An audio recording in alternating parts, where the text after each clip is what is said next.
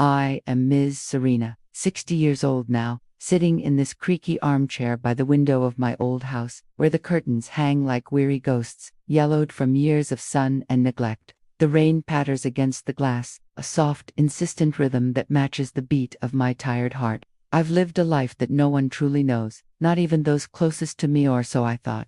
Secrets have a way of burrowing deep, like roots in damp soil, only to surface when the storm hits. And oh, how the storms have come. Let me tell you my story, from the beginning, layer by layer, as if we're sharing a cup of tea in the dim light of evening. It's time to unravel it all, the joys, the betrayals, the mysteries that have haunted me. Hold on tight. This tale is full of shadows and surprises. It started in my childhood, in a small town called Willow Creek, where the houses huddled together like frightened children, and the river whispered secrets to the willows lining its banks. I was born Serena Elizabeth Thorne, the younger of two sisters, in a family that looked perfect from the outside. My father was a mill worker, strong and silent, with hands rough as bark from years of labor. My mother baked pies for the church fair, and smiled through her exhaustion. But beneath that facade, there was a darkness. Elena, my sister, 3 years older, was the golden child, beautiful, with hair like spun sunlight and a laugh that could charm birds from the trees. I was the quiet one, the shadow in her light, with mousy brown hair and eyes that saw too much. One autumn afternoon when I was 8, something happened that cracked the foundation of our world. We were playing by the river, Elena and I, skipping stones across the murky water. She dared me to cross on a fallen log, slick with moss. "Come on, scaredy cat," she teased, her voice sharp like the crack of a whip.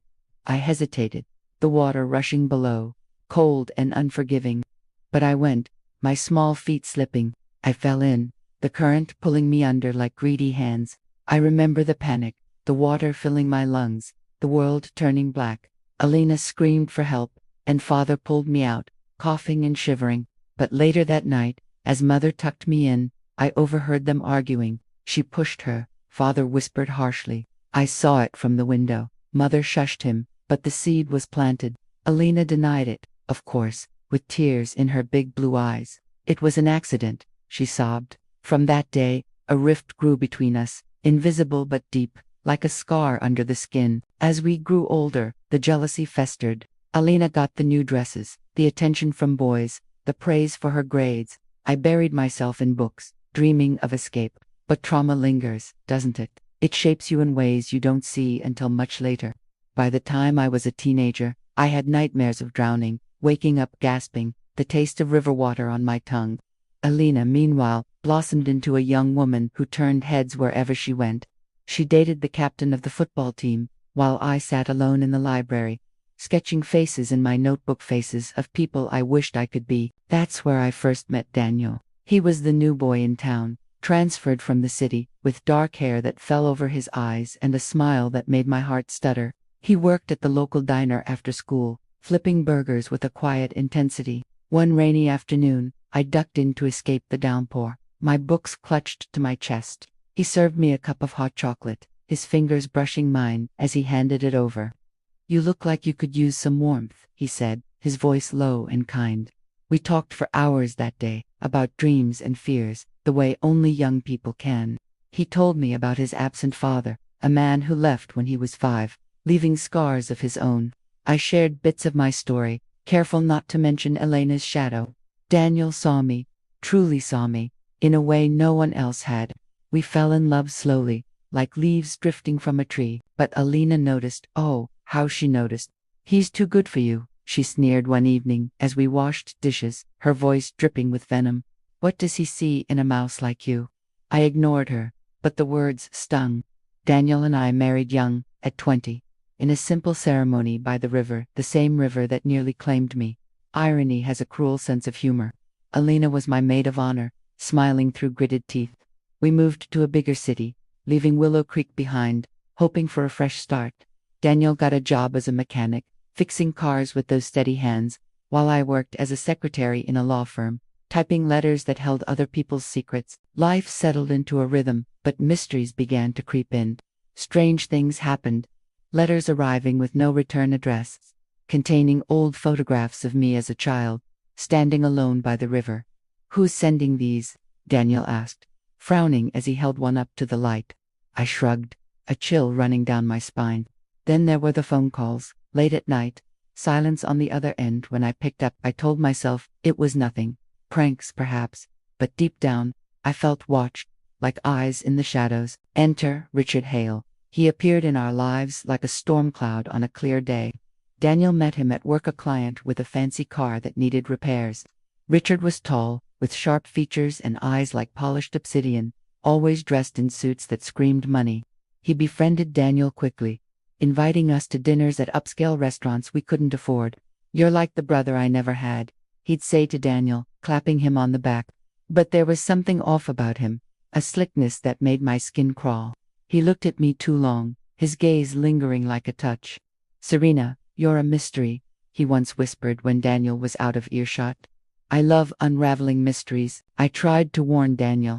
"He's dangerous," I said one night as we lay in bed, the moonlight filtering through the blinds. Daniel laughed it off. "You're paranoid, love. He's just eccentric." But the mysteries escalated. Money went missing from our savings, small amounts at first, then larger. Daniel blamed the bank, but I suspected Richard. Then came the night that changed everything, what I call my life-changing night, though at the time, it felt like the end of the world. It was a stormy evening, much like tonight as I tell you this. Daniel was working late, or so he said. I was home alone, the wind howling outside, rattling the windows. A knock at the door startled me. There stood Richard, drenched, his face pale. "I need to talk to you," he said, pushing past me into the living room. His eyes were wild, darting around. "Daniel's in trouble, big trouble." My heart pounded. He told me a story that shattered me. Daniel had been borrowing money from him, gambling on horses to make ends meet. "He's lost everything," Richard said, pulling out papers that looked like loan agreements. Daniel's signature scrawled at the bottom. I didn't believe it at first. "Lies," I whispered, but doubt crept in. Daniel had been distant lately, coming home smelling of smoke and worry. Richard leaned close, his breath hot on my face. "I can help, Serena. For a price." His hand touched my arm, and I recoiled. That's when the door burst open. Daniel, home early, eyes blazing. He saw us, misunderstood. "What the hell is this?" he roared. A fight ensued, fists flying, furniture crashing. Richard fled into the night, and Daniel turned to me, accusation in his eyes. "Were you ... with him?" The betrayal cut deep. We argued for hours, words like knives. "How could you think that?" I cried. But the seeds of doubt were sown. That night, as thunder cracked overhead, Daniel packed a bag and left. "I need space," he said, slamming the door. I collapsed on the floor, sobbing, the rain mingling with my tears through the open window. In the days that followed, the mysteries deepened. I found more letters, this time with clippings from old newspaper stories of a hit-and-run in Willow Creek years ago. A young man killed, the driver never found. The victim's name, Thomas Hale, Richard's brother. My blood ran cold. Was Richard seeking revenge? Had he targeted us? I confronted Alina, who had moved to the city too, living in a fancy apartment paid for by her string of wealthy boyfriends. "Did you know about this?" I demanded, showing her the clippings. She laughed bitterly. "You always were the dramatic one, Serena. Maybe it's your past catching up." Her words hinted at something more. Childhood trauma resurfaced in therapy sessions with Dr. Aaron Wells, a kind psychologist with wire-rimmed glasses and a soothing voice. I started seeing him after Daniel left, my nights plagued by dreams of drowning, now mixed with visions of betrayal. "Tell me about your sister," he urged in our dimly lit office, the clock ticking like a heartbeat. I poured it out. The river incident, the jealousy, the secrets. She pushed me. I confessed for the first time. Dr. Wells nodded, his pen scratching notes. Trauma like that can echo through a lifetime, but even he had secrets. One day, rifling through my mail, I found a letter addressed to him from Alina. My hands trembled as I opened it, guilt gnawing at me. Inside, words that broke my heart. "Aaron, my love, when will you leave her? Serena doesn't deserve you." No, it couldn't be. Dr. Wells was married, but the letter suggested otherwise. Had Alina seduced him? Was this another layer of betrayal? Financial downfall hit hard. With Daniel gone, bills piled up like fallen leaves. I lost my job, accused of stealing petty cash. False accusations, I swear. But the evidence was planted. Receipts in my desk drawer. Who did it? Richard. Elena. I sold our house, moving to a small apartment on the edge of town, where the walls were thin and the neighbors whispered. Mrs. Collins, my old neighbor from Willow Creek, reappeared like a ghost from the past.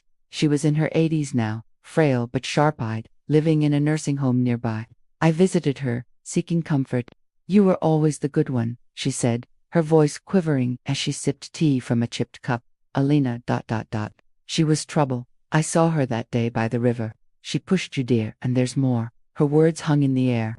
She told me of overhearing Alina arguing with our parents years later, admitting to the push, blaming it on jealousy over father's affection. But why? Tell me now. The twists kept coming. I tracked down Richard, confronting him in a seedy bar, where the air smelled of stale beer and regret. "Why?" I demanded, my voice steady despite the fear. He smirked, nursing a whiskey. "Revenge, Serena. Your husband killed my brother in that hit and run. He was the driver." My world spun. "Daniel." "No." But memories flooded back. Daniel's stories of his youth. "A car accident," he mentioned, vaguely, guilt in his eyes. "I found Daniel in a rundown motel, his face lined with sorrow." "It's true," he confessed, tears streaming. "I was young, scared. I ran. Richard found out, blackmailed me. We embraced. Forgiveness tentative, but the damage was done." Elena's role emerged. She'd known about Daniel's past, used it to manipulate Richard into destroying us, jealous of our happiness. The climax came on another stormy night. Elena showed up at my door, drenched, eyes wild. "I did it all," she screamed. "The push, the letters, the accusations. I hated you for taking everything. We fought."